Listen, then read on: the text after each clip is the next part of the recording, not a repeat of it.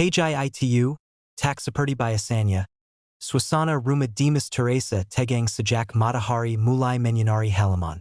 Udara pajai yang biasanya sejak kini Teresa dingin dan mengejut. Sila mencerminkan isi hati semua orang di dalam rumah. Nia, yang semalaman tak bisa tidur, duduk diam di sudut kamar belakang dengan mata sembab, wajah pukit, dan rambut akak-akakan. Ia tahu, hari ini bukan hari biasa. Hari ini, ia akan diusir dari rumah yang dulu ia anggap sebagai miliknya juga.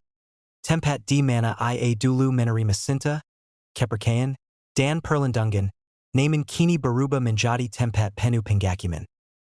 Dimas berdiri di depan pintu kamar, menatapnya tanpa raut marah, tapi juga tanpa belas kasihan. Waktunya kamu pergi, Nia. Aku sudah bungkuskan semua barangmu. Koper ada di ruang depan.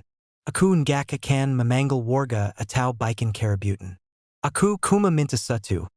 Jangan pernah kembali ke rumah ini. Ukapnya datar, namun tajam menusuk hati. Nia menunduk, air matanya jatuh tanpa suara. Ia ingin berteriak, memohon, menjelak, tapi semuanya sia-sia. Semua sudah telanjur. Ketika ia melangkah keluar dari kamar. Ibu mertua berdiri di depan, membelakannya, dengan satu tangan menepang tubuhnya yang masih lima. Ia tak berkata sepatah kata pun. Ia bahkan tak mau menatap wajahnya. Diamnya lebih petty daripada ribuan makian. Dan itu menyayat hatinya jauh lebih dalam. Langkah kakinya Teresa berat. Seperti menyeret dosa dan aib bersamanya. Di ruang tamu, koper biru besar telah menunggu. Dimas tak membantu. Ia hanya membuka pintu depan dan berdiri di samping. Menandakan semuanya benar-benar berakhir. Saat Nia keluar rumah, beberapa tetangga mulai berdiri di pagar, menjintip dari balik tirai. Karena kabar perselingkuhannya semalam ternyata sifat menyebar. Bukan dari Dimas, melainkan dari anak kecil yang dulu dikirim sang ibu untuk menjikuti Nia. Boka itu berserta ke teman-temannya, dan berita itu meledak seperti api menyambar bensin. Bisik-bisik warga tentang wanita yang merakuni ibu mertua dan berselingkuh dengan pria luar kampung telah membuat nama Nia runtuh total. Ia berjalan di jalan tanah desa dengan mata menunduk. Membawa koper berat. Diringi suara bisikan tajam dan tatapan penuh pengginan. Itu tayang koba rakunan ibunya suami? Wajah cantik tapi hati busuk? Makanya jangan kebanyakan gaya kalau jadi istri orang. Setiap kalimat adalah tamparan batin yang tak bisa ia hindari. Dulu, ia disanjung karena kecantikannya. Sekarang, ia dipandang hina karena pengkhianatannya. Nia akhirnya tiba di pinggir desa, tempat Arman berjanji akan menjemputnya. Namun ia menunggu hampir 1 jam tanpa kabar. Ponselnya ia pegang erat, tapi pesan yang dikirim hanya centang satu.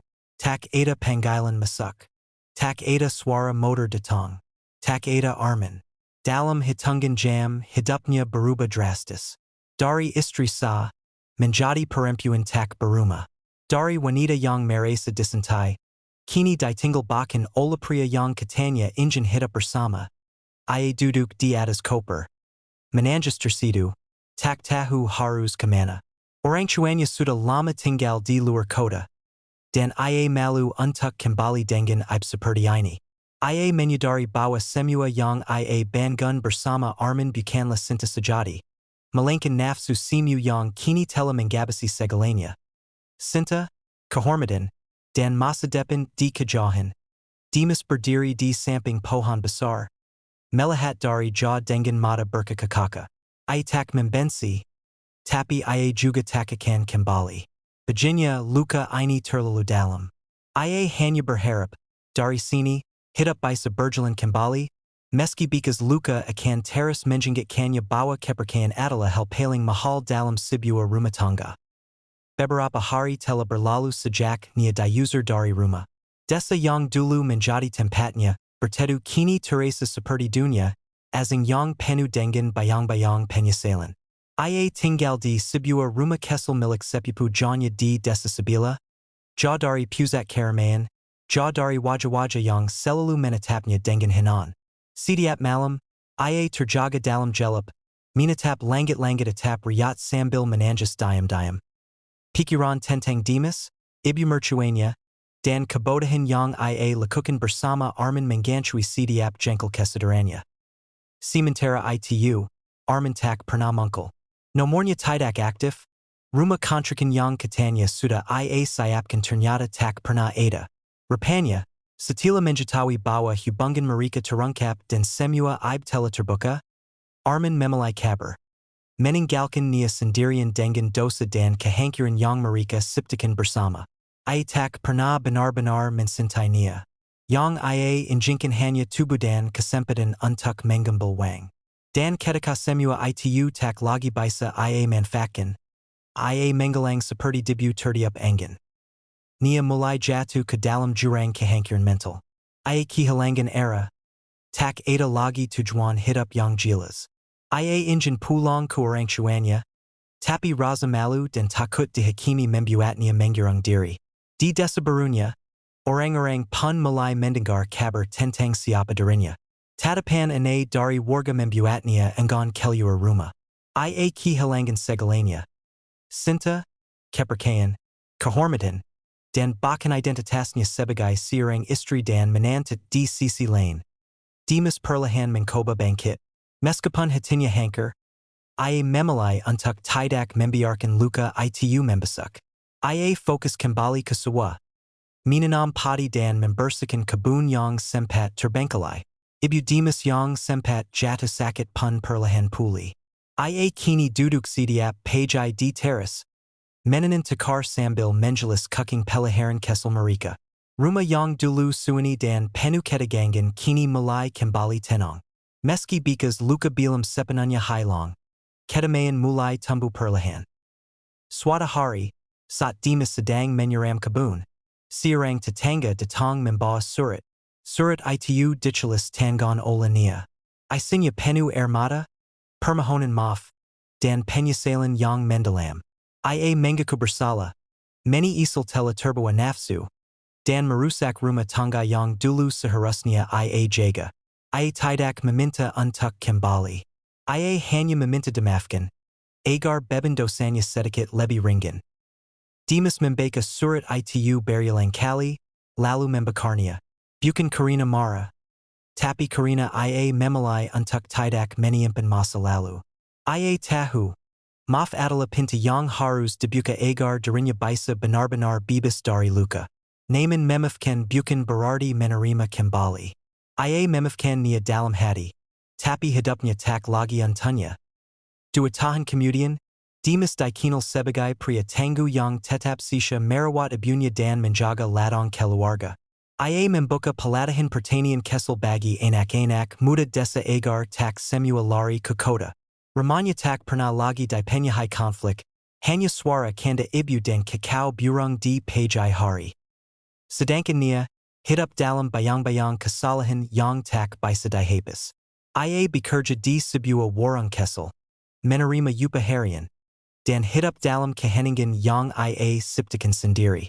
Sesekali, ia menatap langit dan berbisik lirih, andai aku memulai sisha. Kisah ini bukan sekedar cerita tentang pengkhianatan, tapi tentang bagaimana manusia duji dengan godaan, dan bagaimana harga dari sebuah kebohongan bisa menghancurkan seluruh bangunan kehidupan. Karena ketika cinta disia-siakan, dan kepercayaan dikhianati, yang tersisa hanyalah puing-puing yang tak akan pernah kembali seperti semula. Hari-hari berikutnya berlalu dengan suasana yang berbeda bagi Giue. Meski ia tetap bekerja di ladangnya seperti biasa, menyiram tanaman, membersihkan gulma, dan memeriksa kondisi tanah, hati dan pikirannya kini tertuju pada gadis misterius yang tinggal di ujung desa. Pagi tak lagi sekedar tentang panen dan petik sawah, melainkan tentang harapan. Harapan agar bisa kembali melihat gadis itu, mengenalnya lebih dekat, dan mungkin membantu tanpa harus membuatnya malu. Pada suatu sore yang mendung, langit meneteskan hujan rintik perlahan. Giue membawa sebuah keranjang penuh jagung rebus yang baru dipanennya, lalu membungkusnya dengan kain bersih. Ia berjalan cepat menelusuri jalan setapak ke rumah gadis itu. Hatinya berdebar. Ia tidak tahu apa yang akan dikatakannya. Namun tekad dalam dirinya mendorong langkahnya untuk tetap maju. Saat ia tiba di depan rumah itu, pintu terbuka sedikit. Dari dalam terdengar suara pelan nenek yang batuk berkepanjangan. Dan suara gadis yang merespon dengan lembut. Sebenarnya, nek, aku akan cari sesuatu buat makan malam. Tanpa ragu Giue mengetuk pintu. Tidak ada jawaban. Ia mengetuk lagi. Kali ini lebih pelan. Lalu mengkala wajah itu. Gadis muda dengan sorot mata tajam namun lila. Saat melihat Giue, matanya membelalak sejenak. Lalu memikat. Ia tampak ingin menutup pintu. Namun Giue buru-buru berkata pelan. Aku tidak datang untuk marah. Aku hanya ingin memberikan ini. Gadis itu terdiam. Matanya menatap keranjang di tangan Giue. Lalu beralih ke wajahnya.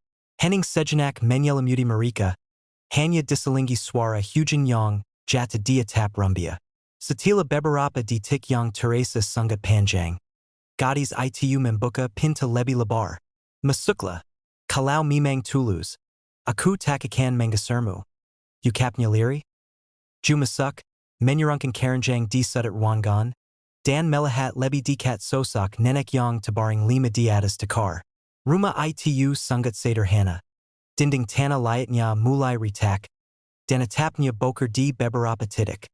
Namun di dalam kemiskinan itu, terlihat ikatan kasih yang kuat antara cucu dan nenek. Gadis itu mengambil satu jagung rebus, meniup uapnya, dan menyuapkannya perlahan ke neneknya. Wajah nenek itu tampak tersenyum meski lima. Setelah beberapa saat, Giue bertanya pelan, siapa namamu? Gadis itu menatapnya sejenak. Ragu-ragu. Lalu ia menjawab, namaku Tr.an. Suaranya serak, namun terdengar jujur dan penuh luka. Tr.an. Giue menggulangi perlahan, merasakan nama itu mengendap di hatinya seperti embun pertama di pagi hari. Tr.an berserta, dengan suara pelan dan sesekali terputus, bahwa ia dan neneknya tinggal berdua sejak ayah dan ibunya meninggal dalam sebuah kecelakaan di kota. Mereka ditinggalkan tanpa warisan, tanpa rumah yang layak. Tr.an masih remaja saat itu, namun ia tidak menyerah.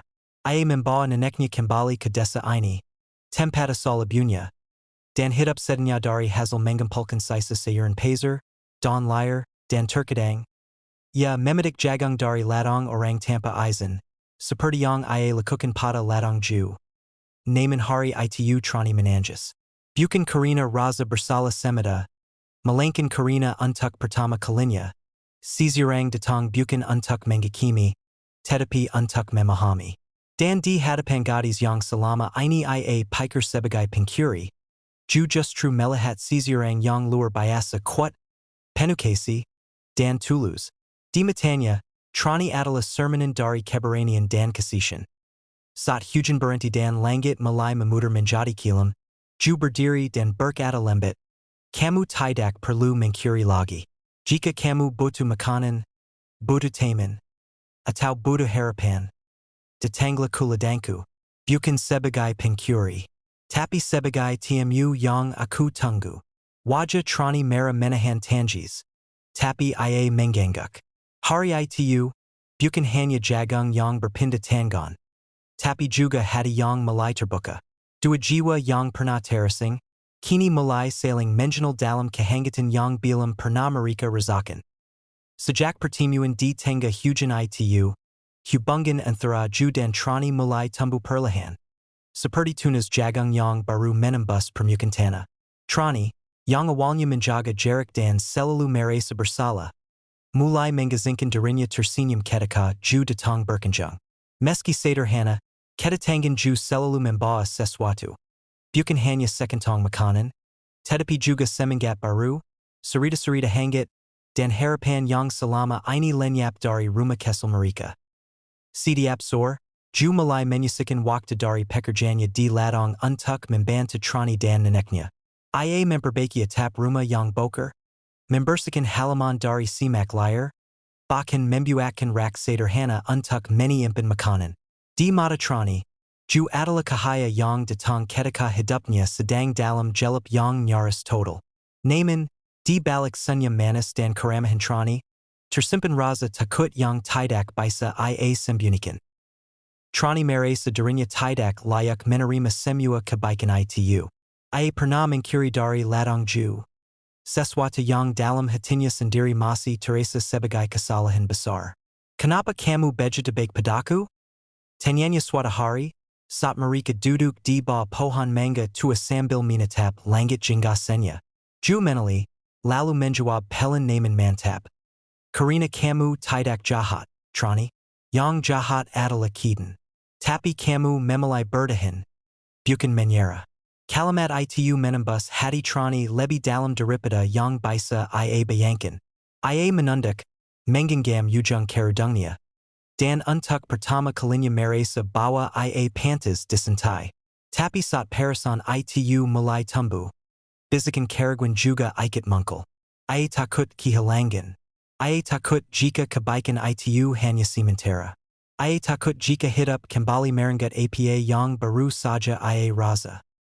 Kekhawatiran Tr.an terbukti tidak berlebihan.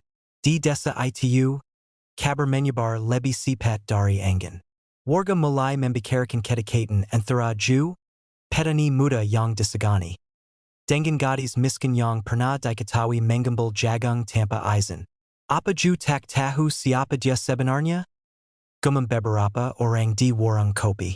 Bagaimana bisa dia dekat dengan seorang yang pernah mencuri dirinya? Bisik yang lain. Tanpa Tr.an tahu, Giue mulai menghadapi tekanan sosial yang tidak ringan. Seorang kepala dusun bahkan pernah mendatanginya. Memberi nasihat halus agar lebih berhati-hati memulai siapa yang ia bawa masuk dalam hidupnya. Tapi Giue, dengan sikap tenang namun tegas, menjawab, kalau kita menilai seorang hanya dari masa lalunya, maka kita tidak akan pernah tahu betapa indahnya masa depan yang bisa mereka bangun. Namun tekanan itu tetap menggerogoti Tr.an. Suatu pagi, ia mulai menjauh. Ia tidak datang ke ladang seperti biasanya. Ia juga tidak menjawab panggilan Giue yang datang ke rumahnya. Di dalam rumah kecil itu, Tr.an menangis dalam diameter ia merasa bahwa kehadirannya hanya akan menjadi beban. Bahwa cinta seperti ini terlalu mulia untuk gadis seperti dirinya. Ia mulai berpikir untuk pergi dari desa itu. Membawa neneknya dan menghilang dari kehidupan Giue. Sebelum cinta itu tumbuh terlalu dalam dan menyakitkan saat ia harus melepaskannya. Sementara itu, Giue berdiri di tengah ladang. Menatap petak jagung yang kini mulai berbuah dengan subur. Angin bertiup pelan. Namun hatinya terasa sunyi. Ia merasa kehilangan. Tapi ia belum tahu sepenuhnya bahwa Tr.an sedang mempertimbangkan untuk menghilang dari hidupnya. Demi cinta yang menurutnya tak pantas ia miliki. Hari itu, tanah terasa lebih kering dari biasanya. Namun Giue tidak tahu. Kekeringan sesungguhnya bukan di ladang. Tapi di hati seorang yang diam-diam ia cintai. Ketika suara menjerikan itu menggema dalam pikiran mereka. Setiap anggota rombongan merasa waktu berhenti. Dada mereka sesak. Jantung berdetak tak beraturan. Dan seluruh tubuh serasa dikuasai oleh kekuatan asing yang tidak bisa dijelaskan. Langit di atas hutan Ruong berubah menjadi gelap pekat. Meskipun bila malam, awan-awan hitam berputar di atas altar kuno, membentuk pusaran perlahan seperti lubang langit yang ingin menelan semuanya. Ibu rada memejamkan mata, menangkapkan tongkatnya di tanah, dan mulai membaca mantra pengunci tertua dari kitab pusaka leluhurnya. Mantra yang hanya boleh dibacakan sekali dalam sumber hidup. Ia tahu, jika mantra ini gagal, segala yang rusak akan terbuka sepenuhnya dan dunia manusia tidak akan pernah lagi sama. Sementara itu, Dinda menggenggam benang merah di pergelangan tangannya dengan kuat. Air mata mengalir tanpa suara di wajahnya, karena dalam bisikan suara yang masuk ke kepalanya. Ia mendengar nama teman-temannya yang sudah tuas. Memanggilnya satu persatu. Farhan, yang berada di pusat altar, mulai berteriak. Bukan karena ketekunan, tapi karena api kesel berwarna biru menyala di dadanya. Itu adalah API Giue, yang disebutkan Ibu Rati. Sisa panas dari kontaknya dengan Roro Hangus. API Itu menyebar ke telapak tangannya, membuat kulitnya retak-retak dan mengeluarkan cahaya samar. Nama neneknya, Ia tidak merasa sakit. Ia justru merasa lebih hidup daripada sebelumnya. Farhan berdiri di atas altar dan berteriak ke langit. Kalau kau mau API, ambil dariku. Tapi lepaskan mereka. Seketika itu juga, tanah di bawah altar terbuka. Membentuk lubang besar berbentuk spiral yang memancarkan cahaya merah kehidupan. Seperti lahar, tapi tidak panas. Dari dalamnya, muncul sebuah tangan besar terbuat dari asap dan arung. Jari-jarinya panjang dan melengkung. Bergerak perlahan ke arah Farhan. Tangan itu adalah manifestasi dari kekuatan Tr.an, yang mencoba menariknya masuk sebagai wadah baru untuk kelahirannya kembali. Namun Farhan menatap mata bayangan itu dengan tegas. Ia mengangkat kedua tangannya dan mengarahkan API biru dari dadanya ke simbol-simbol di altar yang telah mulai menyala. Saat API biru menyentuh simbol-simbol itu, terdengar suara seperti dentingan logam panas yang diselip ke aries. Simbol itu bereaksi, menyebar ke delapan arah altar dan membentuk lingkaran cahaya yang menahan tangan gelap itu agar tidak naik lebih tinggi. Ibu Rati terus membaca mantra, suaranya kini serak dan napasnya putus-putus. Biksu muda membantu memperkuat lingkaran dengan meningkapkan jimat perak ke tanah. Tepat di titik-titik simbol yang mulai memutar. Dinda, yang selama ini hanya menjadi saksi, tiba-tiba melangkah maju ke sisi Farhan dan berkata, "Kita buka pintunya bersama. Tapi kita juga yang harus menyetupnya." Ia menggenggam tangan Farhan, dan nyala biru dari tubuh Farhan menjalar ke tubuh Dinda. Untuk sesaat, tubuh mereka seperti menyatu dalam pancaran cahaya. Jiwa mereka, yang satu terbakar, yang satu terluka, menjadi satu kekuatan penyatu yang mampu menyutup spiral kehancuran yang terbuka di bawah altar. Suara-suara dari bawah tanah kini berubah menjadi jeritan. Jeritan marah, sedih, dan kecewa. Roro yang selama ini terperangkap tidak ingin dilepaskan. Mereka ingin terus menjadi bagian dari Tr.an karena di dalamnya. Mereka merasa tidak sendirian. Namun, nyala biru dan cahaya dari simbol penyejalan tak memberi mereka pilihan.